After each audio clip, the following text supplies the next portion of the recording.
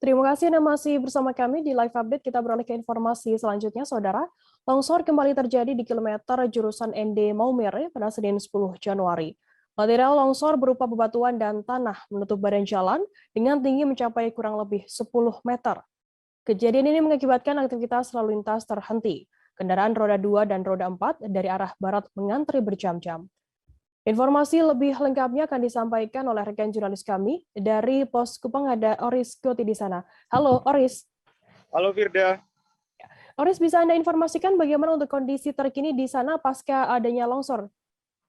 Ya Firda, kondisi hari ini sudah membaik, maksudnya kendaraan sudah bisa lewat dengan lancar, namun warga pengendara diminta untuk tetap waspada dan juga pihak Satuan Kerja Pelaksana Jalan Nasional Wilayah 4 atau Satker PJN Wilayah 4 diimbau juga untuk tetap waspada, mengingat jalur Jalan Nasional ND Maumere memang sangat rawan terjadi longsor.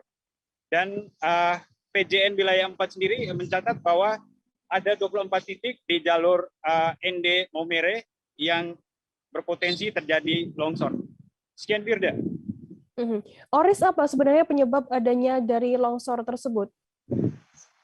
Ya, berdasarkan informasi yang saya himpun dari pihak PJN Wilayah 4, bahwa dalam periode November 2021 hingga Februari 2022 ada potensi cuaca ekstrim La Nina yang bisa memicu terjadinya bencana hidrometeorologi yang mana bisa terjadi longsor dan juga banjir.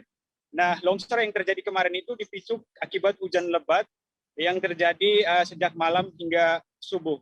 Sekian Firda. Oris, kemudian bagaimana untuk kondisi arus lalu lintas di lokasi terjadinya longsor? Bagaimana untuk tanggapan dari para pengguna jalan sendiri? Ya, longsor kemarin itu memang terjadi sekitar pukul 5 subuh dan baru bisa ditangani secara baik dengan menggunakan alat berat, yakni 1 unit ekskavator dan 1 unit loader sekitar pukul 11 siang. Jadi para pengendara mengantri sangat lama sehingga mereka kesal.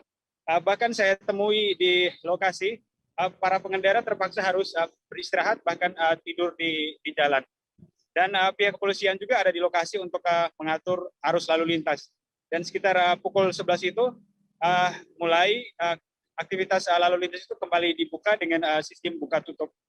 Dan terus dilakukan pembersihan dengan alat berat dan hingga hari ini aktivitas lalu lintas sudah bisa berjalan normal. Sekian Firda.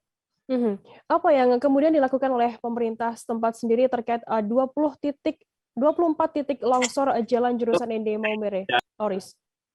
Ya Firda,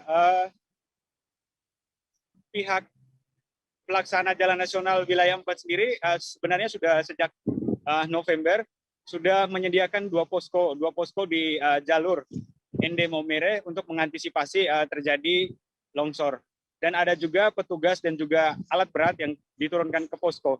Nah, ketika ada informasi dari warga atau mereka sendiri menemukan ada titik longsor, alat berat langsung diturunkan ke lokasi.